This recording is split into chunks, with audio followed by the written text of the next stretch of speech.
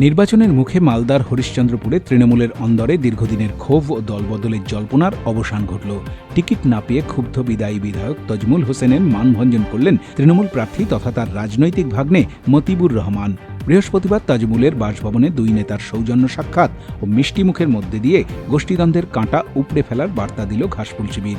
তজমুল হোসেন স্বীকার করলেন, আবেগের বশে আলটপকা মন্তব্য করা ভুল ছিল। তিনি মমতা বন্দ্যোপাধ্যায়ের প্রার্থীর হয়েই কাজ করবেন।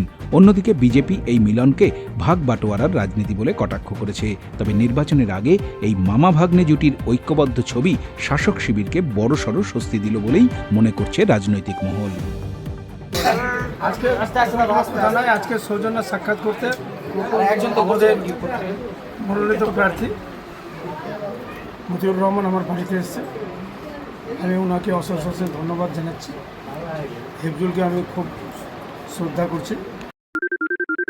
সোনাক্ষী, মশলা কোথায়?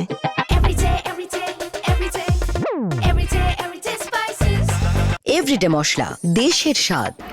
হেফজুল আমার ছোট ভাইয়ের মতো, দীর্ঘদিন থেকে রাজনীতিটা করে।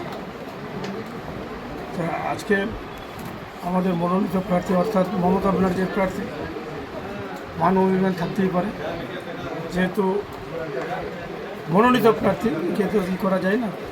আমাদের আগামী দিনে আমাদের এই প্রার্থী যেন নির্বাচিত হয়, তার জন্য আমরা সবাই চেষ্টা করে একসাথে আমরা সবাই চেষ্টা করব। আমরা তৃণমূল দলে ছিলাম, আছি, থাকবো, সবাই মিলে একসাথে থাকবো। কে মামার বাড়িতে এসছেন, মামার সঙ্গে দেখা করলেন। বলছি, আপনি তো বলেছিলেন যে দলের বিরুদ্ধে একরাশ ক্ষোভ উড়েছিল। আপনি বলেছিলেন যে দলের বিরুদ্ধে যে কথা বলবে তার কারো বাড়িতে যাবেন না। না, ওটা মানে কোনোভাবে কোনো সিস্টেম একটু ভুলে গেলো, এটা এখনই না। আমিও কিছু বলে নতুন পার্টি তো আপনি জানেন যে 5 বছর থেকে 15 বছর থেকে একটা এমএলএ আছে, আর কোনো একটু সিস্টেমের মনটাকে রাগ হবে জানেন তো।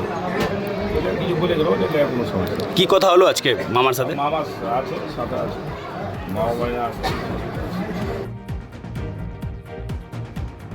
হরিশ্চন্দ্রপুর থেকে সৌরভ মিশ্রের রিপোর্ট, উত্তরবঙ্গ সংবাদ।